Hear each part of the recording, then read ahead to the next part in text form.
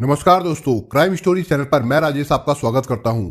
दोस्तों, आज मैं आपको जिस क्राइम की वारदात के बारे में बताने वाला हूं वो वारदात है जैसलमेर, राजस्थान से।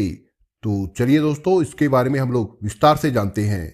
राजस्थान के रेतीले शहर जैसलमेर में हर साल मोटरसाइकिल रैली का आयोजन किया जाता है। इस मोटरसाइकिल रैली में बड़ी संख्या में बाइकर्स पहुंचते हैं। इंडिया बाजार ने अंतर्राष्ट्रीय बाइकर्स रैली का आयोजन किया था।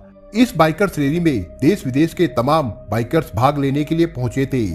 बेंगलुरु का रहने वाला 34 वर्षीय इंटरनेशनल बाइकर असबाक मोन भी इस रैली में अपने दोस्तों के साथ भाग लेने आया था। ये बात साल 2018 के अगस्त माह की है। 18 अगस्त 2018 को रैली आयोजित होनी थी। रैली से पहले 15 अगस्त को असबाक रैली का ट्रैक देखने व उसका जायजा लेने के लिए अपने दोस्तों के साथ वहां गया था। राइडिंग ट्रैक देखने के बाद दूसरे दिन 16 अगस्त गुरुवार को असबाक प्रैक्टिस के लिए भी दोस्तों के साथ गया था। राइडिंग के दौरान असबाक अपने दोस्तों से बिछड़ गया और रास्ता भटक गया। राइडिंग के बाद एक एक कर असबाक के साथी होटल में लौट आए। शाम तक असबाक लौट कर नहीं आया। जब दोस्तों ने उसके मोबाइल पर फोन किया तो मोबाइल लगातार आउट ऑफ रीच आ रहा था। सुबह से शाम और रात हो चली थी। सभी दोस्त असबाक के वापस आने का इंतजार करते रहे, लेकिन असबाक वापस नहीं आया और ना ही उसकी कोई खबर मिली। रैली शुरू होने से पहले ही एक इंटरनेशनल बाइकर के अचानक लापता होने की खबर दूसरे दिन पुलिस तक पहुंची। इस पर जैसलमेर क्षेत्र के थाना शाहगढ़ के थाना प्रभारी करण सिंह पुलिस टीम के साथ दोस्तों के होटल पहुंच गए। लापता असबाक के बारे में उसके दोस्तों से पूरी जानकारी ली। दोस्तों ने बताया कि राइडिंग के दौरान रेतीले रास्ते में हम लोग एक दूसरे से बिछड़ गए थे। इसके बाद पुलिस दोस्तों के साथ रेगिस्तान में असबाक की तलाश करने के लिए निकल गई। घंटों की तलाश व छानबीन के बाद भी असबाक का कोई सुराग नहीं मिला। दोस्त और पुलिस वापस आ गई। तलाश के दौरान 3 दिन बाद यानी 18 अगस्त को उसकी लाश एक रेतीले इलाके में जमीन पर पड़ी मिली। लाश के पास ही स्टैंड पर खड़ी उसकी बाइक मिली, जिसके हैंडल पर हेलमेट लटका था। उसकी पानी की बोतल खाली थी। इसके बाद पुलिस ने लापता असबाक के परिजनों को जानकारी दी। जानकारी मिलते ही बेंगलोर से पत्नी सुमेरा परवेज व असबाक के ससुर जैसलमेर पहुंच गए। जांच के दौरान पता चला कि रेतीले इलाके में असबाक रास्ता भटक गया था। उसका पीने का पानी भी खत्म हो गया था। गर्मी, भूख और प्यास के चलते उसकी मौत हो गई थी। उसका मोबाइल भी मिल गया, लेकिन असबाक ऐसे इलाके में पहुंच गया था जहां नेटवर्क नहीं आ रहा था। असबाक का शव मिलने के बाद घर वालों ने भी किसी पर शक नहीं जताया। पत्नी सुमेरा ने पुलिस को जो तहरीर दी उसमें कहा गया था शायद रास्ता भूल जाने के बाद भूख प्यास से उनकी मौत हुई होगी। उसकी किसी से कोई दुश्मनी भी नहीं थी, इसलिए अपने पति की मौत पर उसे किसी पर कोई शक नहीं है। इसके चलते पुलिस ने भी आगे की जांच में कोई रुचि नहीं दिखाई। पुलिस ने शव का पोस्टमार्टम कराने के बाद शव परिजनों को सौंप दिया। असबाक की मौत को हादसा मानते हुए पुलिस इस मामले को हमेशा के लिए बंद करना चाहती थी। कानूनी प्रक्रिया में लगभग 3 साल लग गए थे। इस बीच पुलिस टीम भी बदल चुकी थी। 3 साल पुराने इस केस को बंद करने के लिए साल 2021 में आए नए एसपी डॉक्टर अजय सिंह के सामने क्लोजर रिपोर्ट के लिए इस केस की फाइल को रखा गया। क्लोजर रिपोर्ट पर दस्तखत करने से पहले एसपी साहब एक बार इस केस फाइल को पढ़ना चाहते थे। एसपी साहब ने क्लोजर रिपोर्ट पर दस्तखत करने से पहले इस रहस्यमयी मौत की फाइल व पोस्टमार्टम रिपोर्ट को गौर से पढ़ा, जिसमें चौंकाने वाली बातें सामने आई, जिसे पढ़कर वो हैरान रह गए। असबाक के रास्ता भटकने और भूख प्यास से हुई मौत को उस समय जहां सामान्य माना गया था, लेकिन ऐसा नहीं था। अब इस मामले में नया मोड़ आ चुका था। एसपी को फाइल में घटनास्थल का फोटो देखने के बाद संदेह हुआ। फोटो में असबाक जमीन पर गिरा पड़ा था। उसके पास ही उसकी बाइक खड़ी दिखाई दे रही थी, जिसके हैंडल पर हेलमेट टंगा था, लेकिन पोस्टमार्टम रिपोर्ट में हमला इसके उलट दिखाई दिया। रिपोर्ट में असबाक की मौत का कारण गर्दन की हड्डी टूटी होना बताया गया था। ऐसी हालत में उस व्यक्ति की तत्काल मौत हो जाती है या पैरालिसिस हो जाता है। यदि पहले चोट लगी होती तो कोई भी व्यक्ति खड़ा नहीं हो सकता है। अब प्रश्न यह उठता है कि जब असबाक खड़ा ही नहीं हो सकता, तब उसकी बाइक स्टैंड पर किसने खड़ी की? साथ ही हेलमेट बाइक के हैंडल पर किसने टांगा? आशंका व्यक्त की गई कि असबाक के साथ कोई दूसरा व्यक्ति भी था। दूसरी बात, पोस्टमार्टम रिपोर्ट में मृतक के पेट में आधा पचा भोजन था। चिकित्सा विशेषज्ञों के अनुसार पेट में भोजन होने पर भूख से मौत नहीं हो सकती। एसपी डॉक्टर अजय सिंह ने इसे सामान्य मौत नहीं मानते हुए एक हत्या का मामला होने की आशंका व्यक्त की। इस संबंध में संबंधित थाना शाहगढ़ में मामला दर्ज किया गया। साथ ही डीएसपी भवानी सिंह को इस मामले की फिर से तफ्तीश करने का जिम्मा सौंपा। डीएसपी भवानी सिंह ने गहन जांच पड़ताल शुरू की। सबसे पहले उन्होंने मौका वारदात को फिर से देखने का निर्णय लिया। घटना स्थल राजस्थान के जैसलमेर जिले से 150 किलोमीटर दूर थाना शाहगढ़ के क्षेत्र में था। इस बीच उनकी टीम भी जांच कार्य में सहयोग के लिए जुट गई।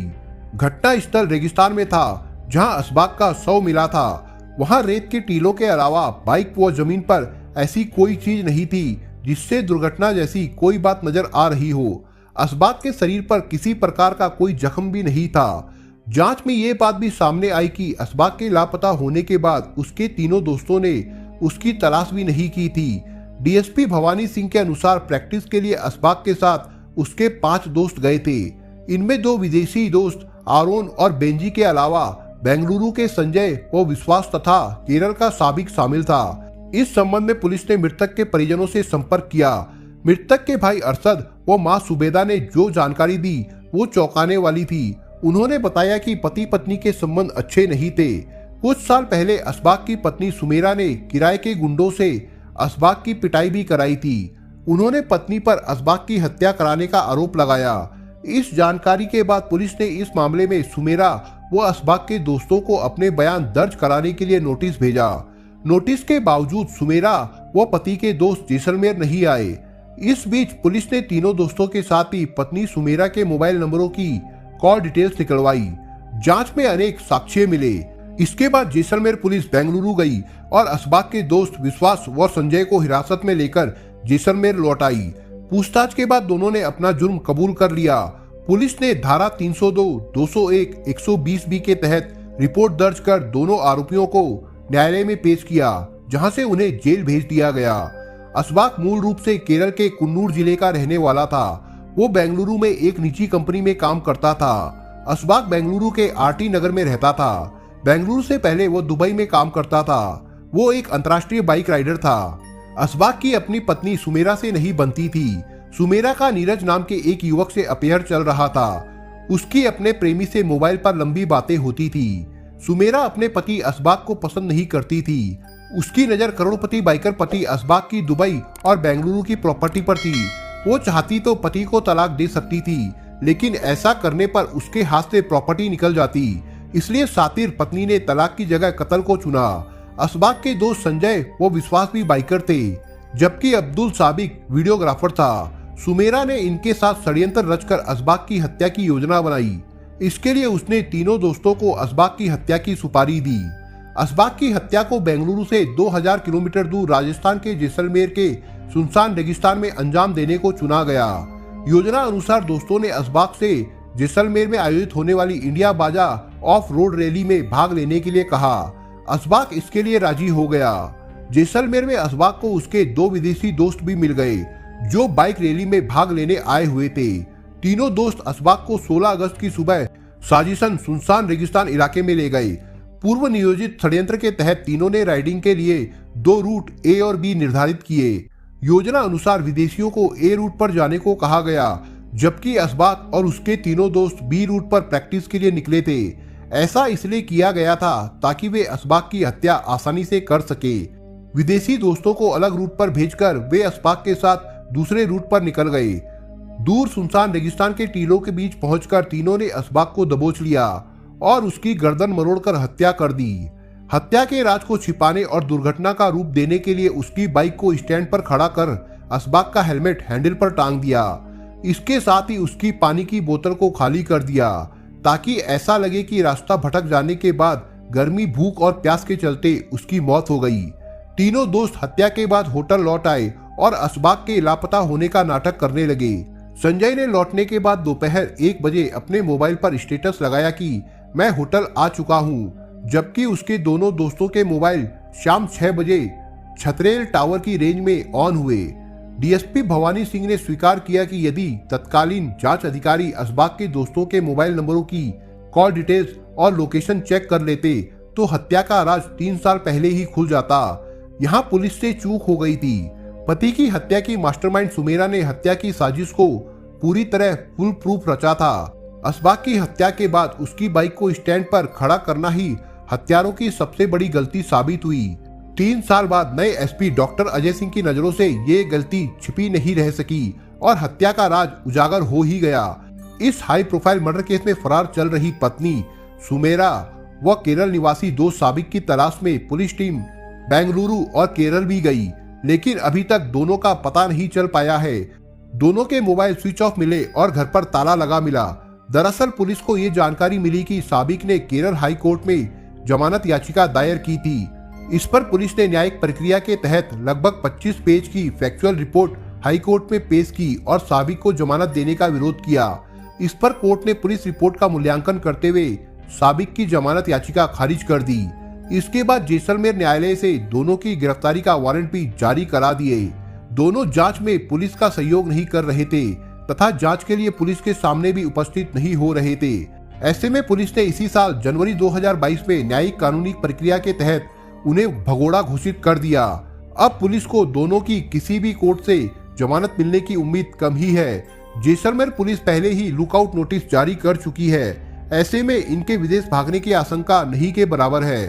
3 साल पहले पुलिस ने जिस केस को हादसा समझा था वो एक हाई प्रोफाइल हत्या थी। प्रेमी के प्यार में अंधी हो चुकी बेवफा पत्नी ने प्रॉपर्टी हड़पने के लिए गद्दार दोस्तों के जरिए एक प्रतिभाशाली अंतर्राष्ट्रीय बाइक राइडर की निर्मम हत्या कराकर दोस्ती व रिश्तों को कलंकित कर दिया है। दोस्तों, आप अगर चैनल पर नए हो तो आप चैनल को सब्सक्राइब करने के साथ कमेंट बॉक्स में इस कहानी के बारे में अपने विचार जरूर लिखिएगा। मिलता हूं एक नई कहानी के साथ, तब तक के लिए अपना ख्याल रखिएगा। धन्यवाद।